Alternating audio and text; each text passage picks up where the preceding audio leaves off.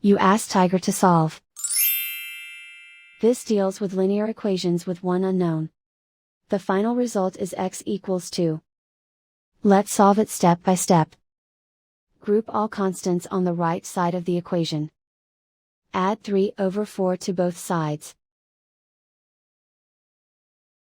Combine the fractions.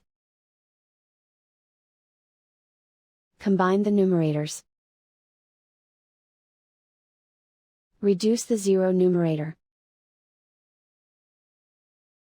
Simplify the arithmetic. Combine the fractions. Combine the numerators.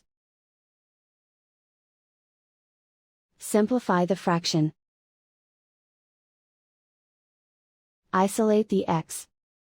Multiply both sides by inverse fraction 2/1.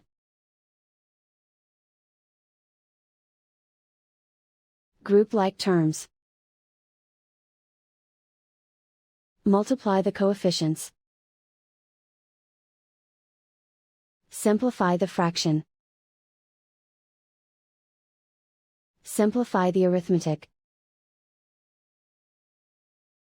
And so the final result is x equals 2.